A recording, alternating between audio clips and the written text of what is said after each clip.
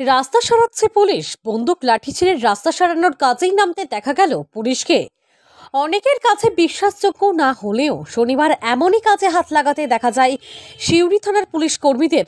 সিউড়ি থানার পুলিশ কর্মীরা শনিবার 14 নম্বর জাতীয় সড়ক সারাইয়ের জন্য নেমে পড়েন। সিউড়ি শহরের পাশ দিয়ে যাওয়া 14 নম্বর জাতীয় সড়কের বেহাল অবস্থা নিয়ে বছরের বিভিন্ন সময়ে নানান অভিযোগ তুলতে দেখা যায় পথ চলতি মানুষদের। এখন বর্ষার ছিটেফোঁটা বৃষ্টি পড়তে আবার সেই রাস্তার অবস্থা আরো খারাপ হয়ে দাঁড়িয়েছে।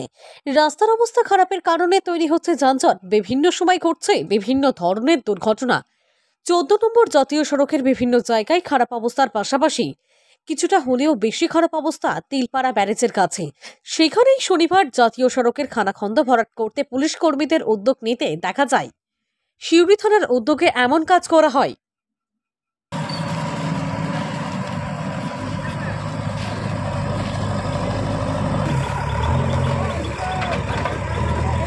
রাস্তাটা হলো NH 14, কেন্দ্র সরকারের মানে যাতায়াত রাস্তা বটে। আর এই রাস্তায় পণ্যবাহিত প্রচুর গাড়ি যাওয়া আসা করে। দীর্ঘদিন এই রাস্তাটা খারাপ, এইখানে প্রায় সময় দুর্ঘটনা ঘটে থাকে। আমরা এখানকার লোকাল ছেলে, আমরাই উদ্ধার করি এই জায়গাটা। তো আজকে যাক ভালো লাগলো, আইসি সাহেবের উদ্যোগে এই জায়গাটা মেরামত করেছে।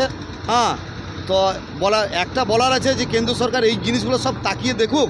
একটা গুরুত্বপূর্ণ রাস্তা এইভাবে খারাপ, মানুষের কত রকম দুর্ঘটনা ঘটে এইখানে। তো যাক, আজকে আইসি সাহেবকে ধন্যবাদ জানাই।